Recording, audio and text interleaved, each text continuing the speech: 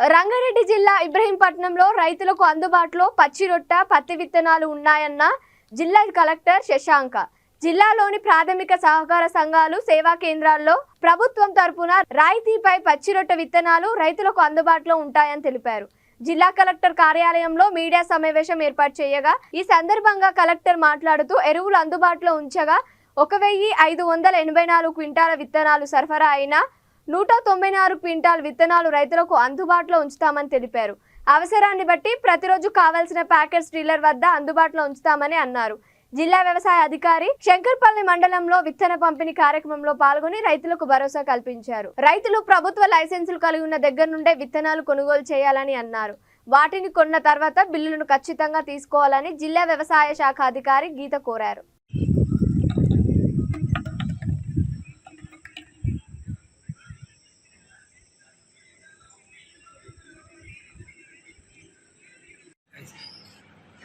రంగారెడ్డి జిల్లా వ్యవసాయ శాఖకు సంబంధించి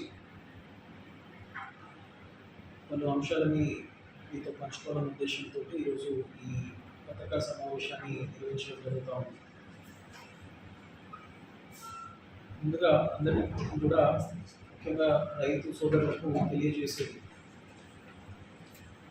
ఈ వానాకాలం ఖరీఫ్కి సంబంధించినంత వరకు ఎంతైతే మనకు విత్తనం అవసరం ఉంటుందో అంతకు మించే మన దగ్గర అందుబాటులో ఉంది. ఎక్కడ కూడా కొరత అన్నది ఆస్కారం లేకుండా ఏర్పాటు చేయడం జరిగింది. కాబట్టి ఎవరు కూడా అనవసరమైన వదంతులను వాటిని నమ్మొద్దు అని చెప్పేసి కోరుతూ ఉన్నారు. మన జిల్లాకు సంబంధించినంత వరకు దాదాపు 4,91,000 ప్యాకెట్స్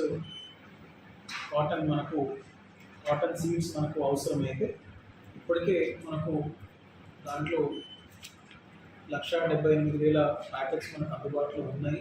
ఇప్పటి వరకు దాంట్లోనే 31,000 ప్యాకెట్స్ సేల్ కూడా అయ్యాయి.